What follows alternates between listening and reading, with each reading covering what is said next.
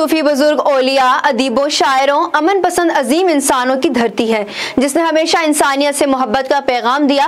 Electronic media पर आंखों से देखते हैं, प्रिंट मीडिया पर पढ़ते हैं। सिंध में कदम कदम पर छोटे बड़े शहरों और गाँव में मासूम बच्चों से जिनसी ज्यादती, अगवा, कत्ल के वाक़े आम हो गए। इस बारे में बात करते हैं DSP दादू सिटी अब्दुल खालिक वगन और दादू बार कौंसिल के वकीलों से। उनका क्या कहना है, मजीद देखते हैं हमारे नुमाइंदे दादू डिस्ट्रिक्ट रिपोर्टर असगर खान मला की इस रिपोर्ट में। जी, मैं अभी मौजूद हूँ DSP सिटी अब्दुल खालिक वगन साहब के साथ। अभी हम उनसे पूछते हैं कि सिंध में छोटे बच्चों के साथ जाति के वाक़यात बहुत ज्यादा हो गए हैं, तो उनका क्या कहना है। जी सर। थैंक यू भाईजान। मेरी गुजारिश ये है कि जो वारिस हैं, वालिदैन हैं, उनको भी चाहिए कि अपने बच्चों पर नजर रखें।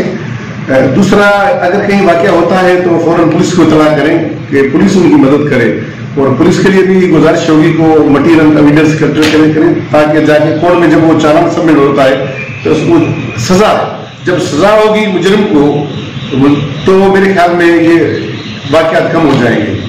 तो सबका फर्ज बनता है माशरे में हर अपना। उनके लिए भी मेरी गुजारिश है कि फौरन इस वाक़े को दबाए न, लिखाए न, छुपाए न, फौरन थाने में इतला करें, पुलिस में कार्रवाई करे और पुलिस के साथ सहकार करें।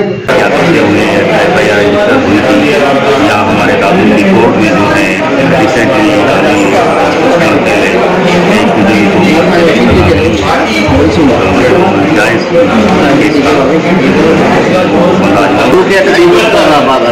सर, ये फिल्म में बच्चों के साथ जिनकी जाति के वाक़यात बहुत हो रहे हैं, आप क्या कहेंगे इसके बारे में? मैं ये कह रहा हूँ कि जो जाति कर रहे हैं उनके खिलाफ सबसे सख्त कार्रवाई होनी चाहिए, सबसे सजा होनी चाहिए।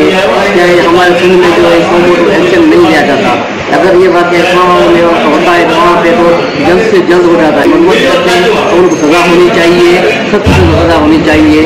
हम इसकी जी, आपने डॉक्टर अली मुर्जा वकील साहब की बातें, उनका कहना है कि इन लोगों को सख्त से सख्त सजा मिलनी चाहिए।